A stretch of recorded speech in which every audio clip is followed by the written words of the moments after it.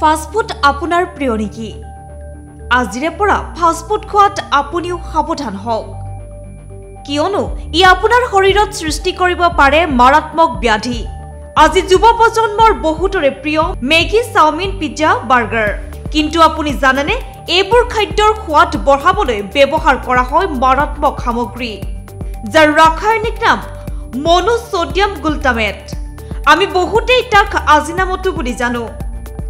ই এনে এবিধ ৰাসায়নিক দ্ৰব্য যিবিধ জিভাত দিয়াৰ পাছত আমাৰ জিভাই ভ্ৰমিত হৈ ভুল সংকেত মগজুলৈ প্ৰেৰণ কৰে, যাৰ বাবে গেলি পচি যোৱা খাদ্য ভাল লাগে। খাদ্যত এনে ৰাসায়নিক সামগ্ৰী প্ৰয়োগৰ ফলত শৰীৰৰ অংগ প্ৰত্যংগ আৰু মস্তিষ্কৰ মাজত নিউৰন নেটৱৰ্ক বাধা পায়, যাৰ পৰিপ্ৰেক্ষিতত আপোনাৰ শৰীৰত দেখা দিব পাৰে মাৰাত্মক ৰোগে।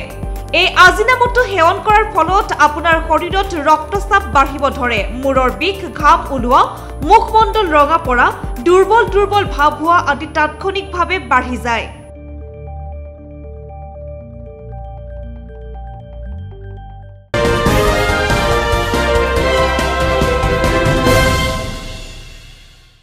গতিকে আপোনাৰ জিভাৰ জুতি আপোনাৰ বাবে হ'ব পাৰে মাৰাত্মক ব্যাধিৰ কাৰণ।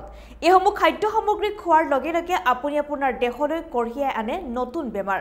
পাৰিলে পৰিহাৰ কৰক আৰু এইসমূহ বেমাৰৰ পৰা আপুনিও বাচি থাকক। ইয়াৰ লগে লগে প্ৰাগ লাইফষ্টাইলৰ পৰা মই ডিম্পীয়ে বিদায় লৈছোঁ, কিন্তু আপোনালোকে অধিক বাতৰিৰ বাবে চাই থাকিব প্ৰাগ নিউজ ডিজিটেল।